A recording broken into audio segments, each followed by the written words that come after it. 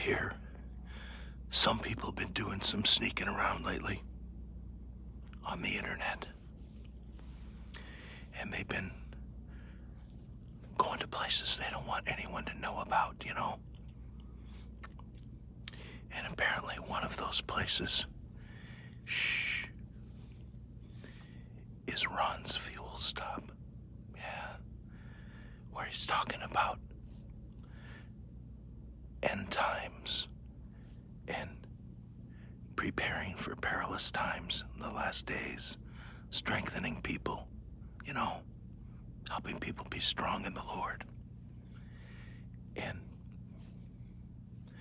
I think they've been sneaking around, you know, because one thing I notice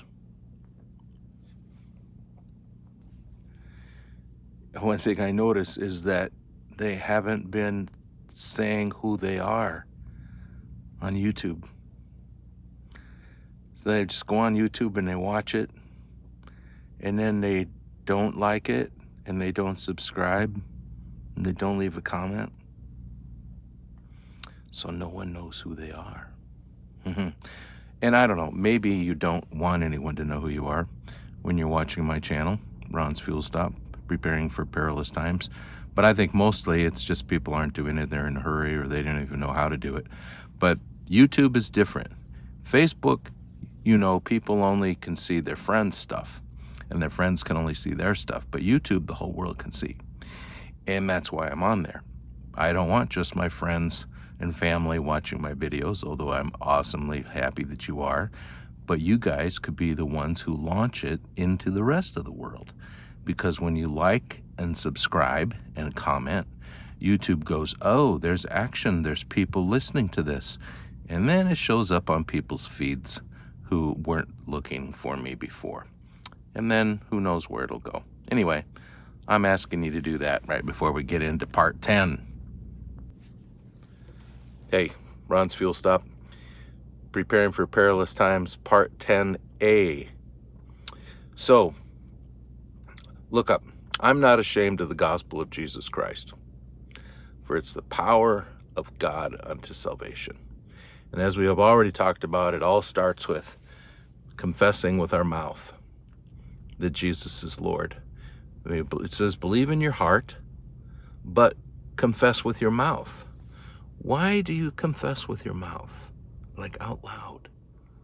Like, Jesus, I've sinned. Lord, I want you to be the Lord of my life. I want to give my future to you. I want to live for you in this world that I'm living in every day, in my family that I'm living. I want to have you shine through me. Though, why is it so important? You see, the things we say are so very important. So, let's look at just a little bit of what the Bible says. What did David say? So David said in Psalms 141, O Lord, I will call upon you. Hasten to me. Give ear to my voice when I call to you. Let my prayer be counted as incense before you, and the lifting of my hands as the evening sacrifice. Set a guard, O Lord, over my mouth. Keep watch over the door of my lips. Let's read on. Do not let my heart incline to any evil, to busy myself with wicked deeds and company with men who work iniquity, and let me not eat of their delicacies. Let a righteous man strike me. It is a kindness. Let him rebuke me. It is oil for my head. Let my head not refuse it. Yet my prayer is continually against their evil deeds. When their judges are thrown over the cliff, then they shall hear my words, for they are pleasant. As when one plows and breaks up the earth, so shall our bones be scattered at the mouth of Sheol.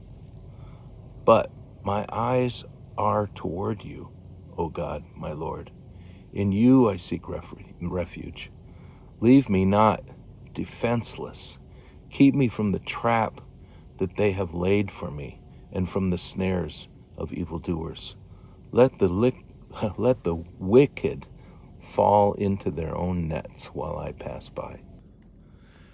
David is a master of showing us some of his feelings about how people attack him, and then exempling how that we need to let the Lord be the one who fights for us. And I think we can only do that if we realize a couple of things. One is the power of our words, which is what we're talking about here, but also is the power of the Lord and his word. Unless we realize that, then we'll keep struggling and pushing and using our words to defend ourselves and to fight for ourselves. But often we end up fighting against ourselves because we don't know the words to use, and we don't know how to plow up the ground so that people can then receive our words. So important, and it's often in the hardest times that we plow up that ground. You think about the Bible, all of the hardest times in people's lives was when they often got the greatest word from God in that moment where they thought he was gone. So, why are words so powerful? Well, this is a little part, even if you're not spiritual, you have to agree with this part.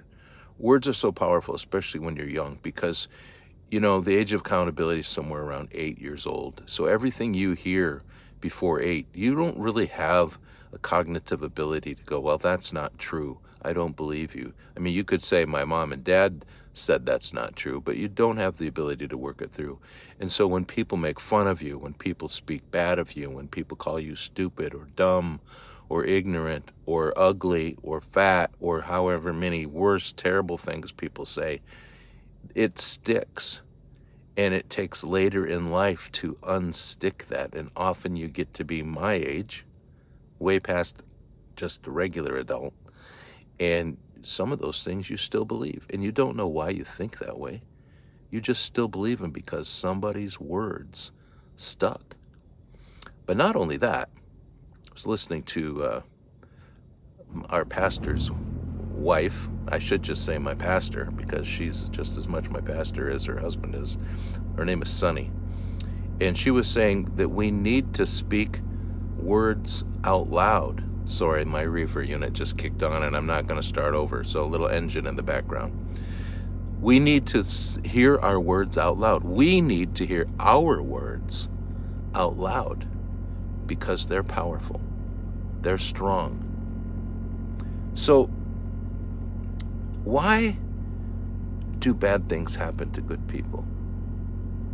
And where can we look in the Bible so that we can figure that out? Who struggled besides David?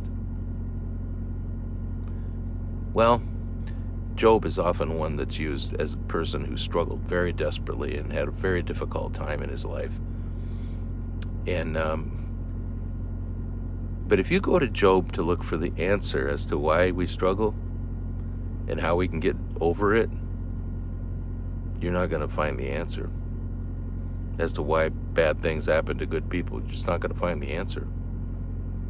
But you will find something. Set the story up if you don't know it. So, we don't know when Job was written, and we don't really know by who.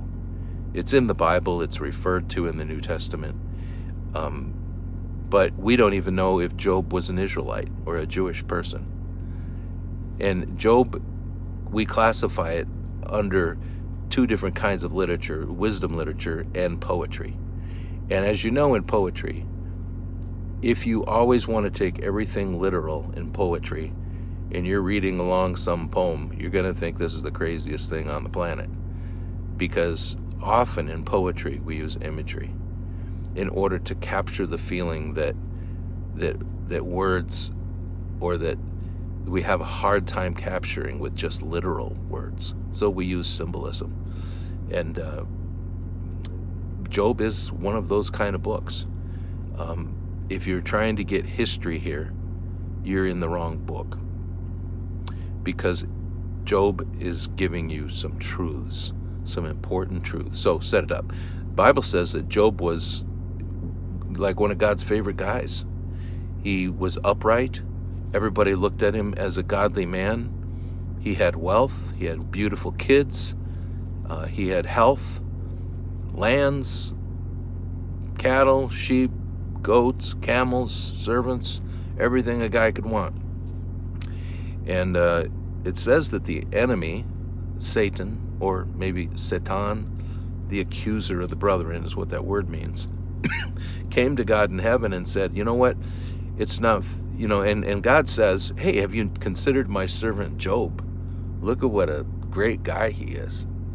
And Satan says to God, well, of course he is. Look at how you blessed him. You made everything perfect in his life. And this is a statement that goes along with the other wisdom literature, especially Proverbs. It says, if you do this, this will be the outcome.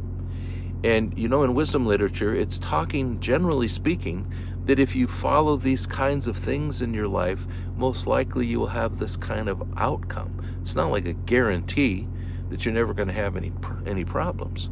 Well, that's exactly the case with Job, because God says to the enemy, to Satan, he says, well, even if he didn't have those riches and those sons and daughters, he'd still serve me. And as the story goes, Satan took all of that from him, and God allowed it. And eventually God allowed Satan to take Job's health. And you would say, well, I'm going to get to the end of this story, and I'm going to understand why would God do that? Because it's unfair. Job lived his life good. And as we get through the book, we see all of Job's friends, 3 friends particularly, coming to him and saying, oh, Job, you must have done this or that, because God cannot be unrighteous. He can't be anything but perfect, and so you must have done this or that, because he has to honor you being good. And then Job's 4th friend comes along and says, well, you know what? God is pretty awesome, and it could be that he can do whatever he wants. Really? And then finally, Job just bears out his heart and says everything that he feels, including that God maybe isn't so just. Says that to God. And then God shows up in a whirlwind. And let me read some of this to you.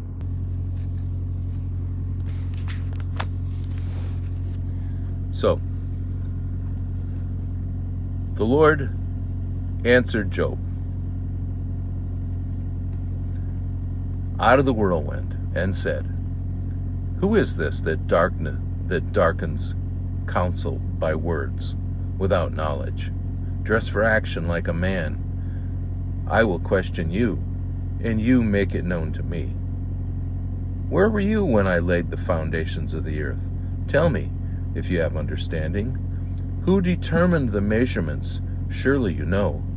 Or who stretched the line upon it, on which were its bases sunk? Or who laid its cornerstone when the morning stars sang together, and all the sons of God shouted for joy?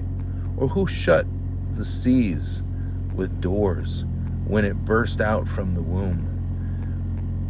When I made clouds its garment, and thick darkness its swaddling band, and prescribed limits for it, and set bars and doors, and said, thus far shall you come and no farther, and here shall your proud waves be stayed. Have you commanded the morning since your days began, and caused the dawn to know its place, that it might take hold of the skirts of the earth, and the wicked be shaken out of it? It's changed like clay under the seal, and its features stand out like a garment from the wicked. Their light is withheld, and their uplifted arm is broken. Have you entered into the springs of the sea, or walked in the recesses of the deep? Have the gates of death been revealed to you, or have you seen the gates of deep darkness? Have you comprehended the expanse of the earth? Declare it if you know all of this. Where is the way to the dwelling of light? And where is the place of darkness, that you may take to its territory, and that you may discern the paths to its home? You know, for you were born then, and the number of your days is great. So right there, God is quoting Job, because Job is talking about, I've been so faithful, and why have you done this to me, Lord? And so here we are, we're talking about our words, right? And when God shows up on the scene, what does he say? he talks about his greatness. And then he talks about Job's words being out loud in front of his friends of doubting God. Now, in the end of the story, after God goes through and talks about the Leviathan and all of the big creatures that he's created and all of the deeds that he does every day and flung the stars into space and keeps the oceans from overflowing the earth and the rivers, and Job just confesses and say, okay, I get it. You are God and I am not. And that's kind of a whole new perspective for our words to have to take on. I mean, it shows God can handle our unbelief, our disbelief, but in the end, we end up feeling so bad about what we said and what we didn't believe. Look at what Job ends up saying. So after all of this, of what God says, Job answered the Lord and said, I know that you can do all things, and that no purpose of yours can be thwarted. Who is this that hides counsel without knowledge? Therefore, I have uttered what I did not understand, things too wonderful for me, which I did not know. Hear, and I will speak. I will question you, and you make it known to me. I had heard of you by the hearing of the ear, but now my eye sees you. Therefore I despise myself and repent in dust and ashes. How many times we feel like this after we've said the things that we've said? And we've talked about why this is so important, because the people around us hear what we've said. As I said, God can handle it, and he forgives Job. He said, I knew you were going to say it anyway. But Job's friends saw Job stop believing. And Job, in his own ears, heard himself stop believing. And it's so hard. But I think until we come to this comprehension, like God showed Job, that he has purposes. They are beyond our understanding so much. And until we can just accept and believe that his purposes will be for good, and then we have to change our minds as to what good means, because it's not for our good. We misquote that verse all the time. All things work together for our good to them that love God and are called according to his purpose. No, they work together for good. Now, it could be that I fall down, but someone sees me falling down in the battle and fighting with great faith to the very end, and they take courage and fight on. Our words are so important. I'm calling this part A because I feel like I have to break this up to another reason why our words are so important. Not just because of those around us, and not just because of our own ears needing to hear our mouth speak positive and encouraging things, but another big reason, which I'll get to next time. God bless you. Let me see. I had some notes here. I was going to make sure I covered the last little thing here. Oh, I heard a newscaster during the eclipse mention how the moment of the total blackout, I think it was in the Indianapolis area. They were all at the Indianapolis Speedway, 50,000 people. And she said during that moment of darkness how small she felt, and realized that how big God must be.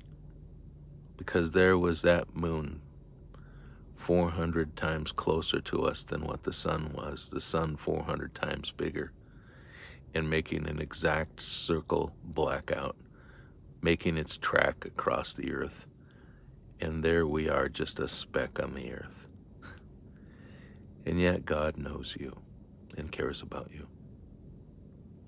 So, we're watching our words. I think our spirit can check our words. We don't need to check our words just with our mind. If we listen to our spirit will check them. And next time, we'll get to part B.